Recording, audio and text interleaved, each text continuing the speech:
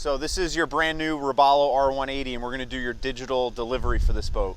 First thing you want to do, if the boat is trailered, you're going to want to turn your battery switch on, tilt the motor all the way up, and then flip up your trailer lock. This will allow you to tilt the motor all the way down. Next step is ensure that your drain plug is in. Your drain plug will be right here. Make sure you thread that in to not allow water into the boat.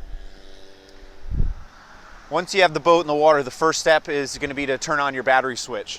The Robalo R180, under the starboard side jump seat, you have access to your battery switch. You reach down and you're going to want to turn it to the on position. Once your battery is on, the next step, make sure your key lanyard, safety lanyard is on. Then you'll be able to start your motor.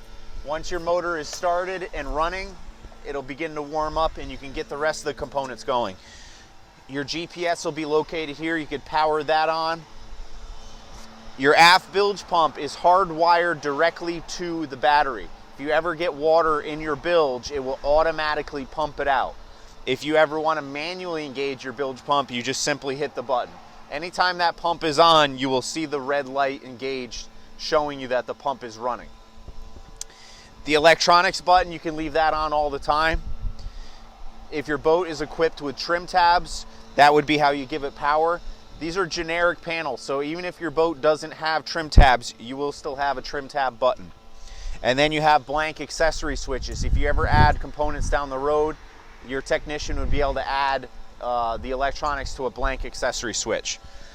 On this side, you have the horn, navigation light, your anchor light. So if you're navigating at night, you would want to have your navigation lights on. If you're ever anchored at night, you would just turn on your anchor light. You have courtesy lights on the deck that will illuminate the deck if you're ever fishing or cleaning up the boat in the evenings.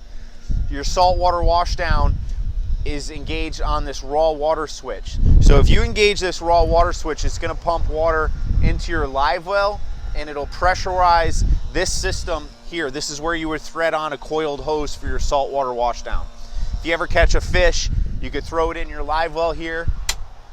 You hit your raw water switch and it'll pump salt water into that. Underneath here is your cooler. This simply comes in and out by pulling this pin here. Once you pull that pin out, this will open up and then you would be able to take your cooler out. You have a little cubby spot here for storage. Stainless cup holders. Here's your stereo with Bluetooth. Very simple to connect your stereo to your smartphone. If you're having any trouble connecting your stereo to smartphone for Bluetooth, simply Google the model number on your YouTube and it'll walk you through step by step. Usually people don't have a problem with it, but as a backup resort, you could always refer to YouTube. This boat is equipped with the tilt helm. To use the tilt helm, you push this button down and then it allows you to articulate the helm for your comfort. With the shifting of the boat, in the middle is neutral and that lines up perfectly with your Yamaha label. As you push it forward, that'll engage the prop in gear, spinning it forward. If you push it in the reverse direction, that'll engage your prop and move the boat in reverse. And remember, engage in neutral, lined up directly with the Yamaha. In your R180, you have a lever here to open up the head compartment. You simply slide that and this head door will open. You may or may not have got the porta potty option. You do have a step down into there. You have a light with a push button over on the side. This head door can lock. You can store your items down below. The porta potty, it's a two-piece system. If you do use the porta potty, there'll be a self-contained container that will separate and then you could dispose of it. You have grab handles here. This is where your bimini would attach. You have a spring inside, so you would take your bimini leg, which has a socket on the end of it, you would slide it in here, and once it's slid in, you would simply turn this to lock it in place so it wouldn't be allowed to come out.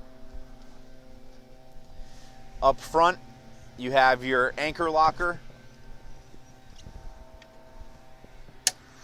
With the anchor we provide for you, it'll sit perfectly in these tabs. To open the tabs, you just slide them side to side. The anchor will come out. You'll be able to deploy the anchor. Once the anchor is set up, then you would cleat it to one of your cleats on the port or starboard side.